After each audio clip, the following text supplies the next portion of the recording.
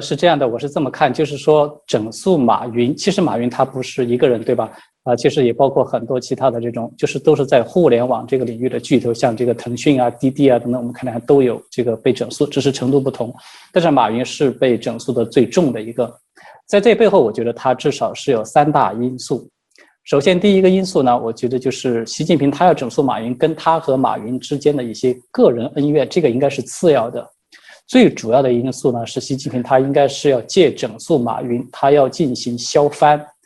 这个削藩呢，是我们过去历史上的一个名词，就是说有一些这种地方上的这种势力，他一旦就是尾大不掉以后呢，他可能对中央构成了一种威胁。那么这种削藩呢，就是说，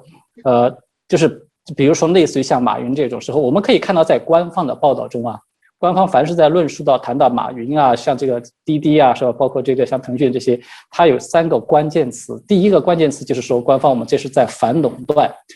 断巨头。其实这个垄断巨头它什么意思呢？我觉得它从某种意义上说，它其实就有点相当于过去所说的那种独霸一方、势大财雄的这种藩镇一样。所以呢，习近平他认为你们已经势力做大了之后呢，对他形成一种威胁，尤其是在中共这种体制之下呢。它是政商一体的，就是它不是简单的商人，像马云这些，它背后其实是还有很深的这种政治势力在的。这是第一个关键词，就是反垄断巨头。第二个关键词呢，它官方把它叫做说是这些资本都出现了无序扩张，对吧？这个无序扩张，其实我们就凭这个字面上，你都可以看到它的一个含义在里面呢，就是这个控制权它不在当局的手里。所以它叫做无序的。如果说这个控制权是在当局的手里，他就会觉得这是属于有序的扩张了。所以呢，这种无序扩张，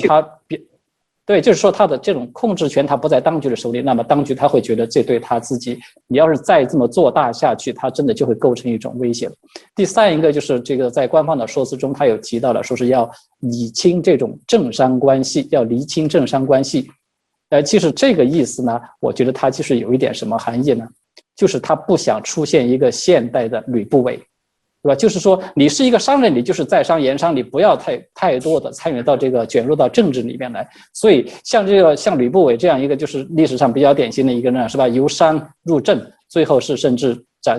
掌控了整个这个国家的这个政权，那么对当局是一种巨大的威胁。所以这个在我看来是一个最重要的原因，就是他要削藩。第二个因素呢，是习近平他其实是在有意识的进行一个产业的调整。这个产业调整什么意思呢？就是我们看到习近平他现在他已经明显的表现出来2个趋势。第一个，他认为自己已经是做好要连任的准备了。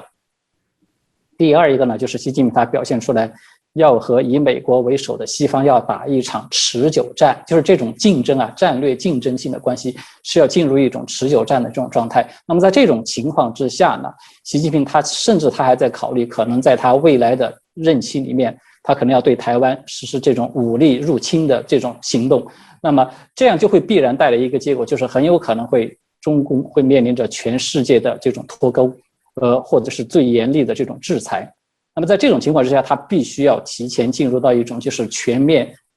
相当于是备战的这么一种状态，也就是说他被迫也要进入到内循环了。所以现在我们看到习近平他做了很多动作，包括什么教培啊、什么医疗美容啊这些，其实他都是比较虚的这种产业。他把这些比较虚的产业，他在挤压，就像挤泡沫一样，挤压之后呢，他迫使这个资金啊、人才啊等等这些资源都自动的流向比较实的这种领域，比如说像制造业啊、工业啊、农业。我们看到马云不是刚刚才有出来嘛，对吧？去秀了一下，说是在这个菜棚是吧？农业的。这是关于农业的，其实他就是有一点就是这种意思了，就是他出来做一个表率。你看我们现在要这个逐渐的要脱虚向实。其实这种经济发展的模式，在习近平其实他在公开的领域是有表示过的，就是含蓄的表示过，觉得中国未来的这种经济模式呢，不应该是像美国这样的一种走什么金融的发展这种模式，或者互联网的这种比较虚的，它应该要走德国模式，就是以这种制造业实体的制造业作为这个自己的重心，是这种模式。这个是第二个因素。第三个因素就是习近平他在利用这种打击这些寡头、打击这些资本来转移社会矛盾的焦点。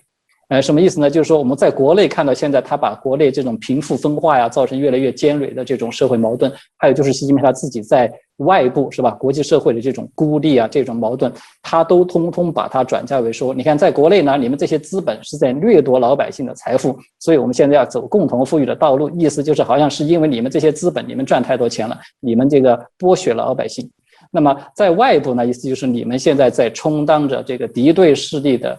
相当于是急先锋是吧？就是在要对我们进行颜色革命了。你看那个李光满那篇文章不是这么说的嘛？一会儿颜色革命，一会儿什么第5纵队了，这些语言都出来了。其实他在用这种方式呢，就无形中就把这种老百姓大家对这个中共他自己的这种矛盾的焦点就转移到了所谓这些资本家的头上，他避开自己的这种责任。对，在我看起来，最主要是这3个因素。对。